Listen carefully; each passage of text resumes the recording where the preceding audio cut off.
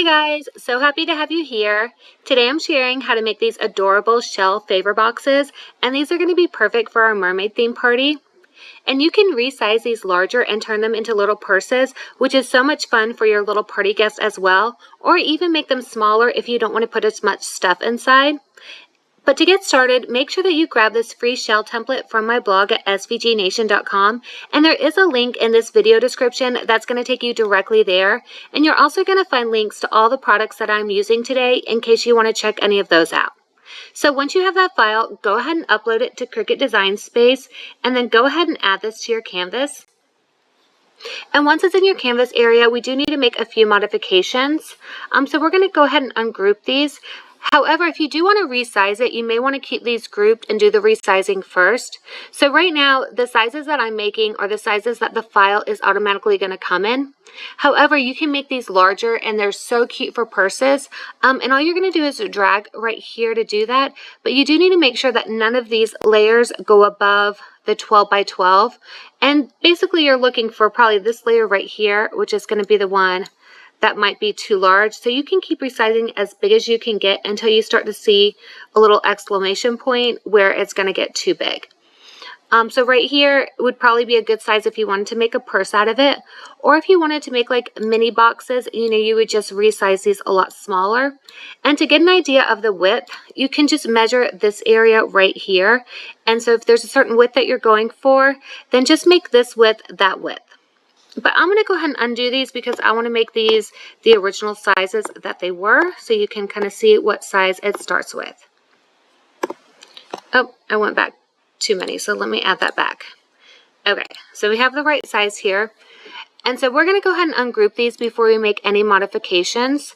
And so you are going to notice some lines, and these lines right here you need to change to score lines because you will need to score these. If you don't have a scoring tool, then go ahead and delete all of these lines that I'm changing to score lines. So we're just going to click right here and go into our operation and change that to score. And then you do need to attach this to this layer so your Cricut knows where to score. So we're just going to attach that. And we're going to repeat this right here for this same little box side. And then again, there's some more lines right here that are going to be our score lines. And I do recommend using the scoring tool because then everything's going to fold exactly where it needs to. But again, if you don't have one, then just delete these and you'll just have to fold them yourself. So we do need to attach this last score line right here.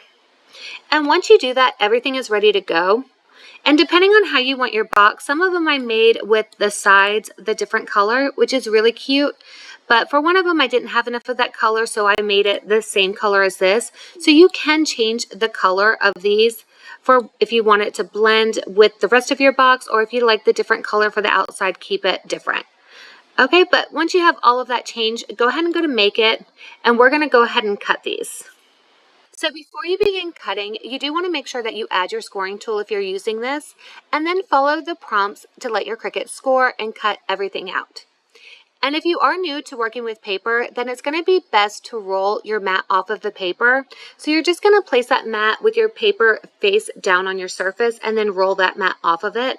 And this is going to keep your paper from sticking or tearing, and your design is going to come off much easier this way. And so to assemble everything, you're going to start with folding on those score lines on your base piece, and make sure that you fold them both the same way so that they both fold up together. And then you're going to glue those shell outlines to the front and the back of your treat box. And it is going to make it a lot easier if you're using a glue that has a tip for applying glue to thin areas like this, because you do want to get that glue on each of the little shell outlines so that it stays down really well. But during this part, you're not going to be gluing that pearl handle, so you're only adding glue to the shell part of this. And then you're going to glue that on, and then you're going to glue one on the front of your box and one on the back of your box. And if you do have a brayer tool, then make sure to use this to adhere those pieces together really well after you've glued it on, because this really helps to give it that flat look. And then you're going to add your sides to this. So grab those two rectangle pieces and fold on all three of the score lines, and make sure that you fold in the same direction for them all.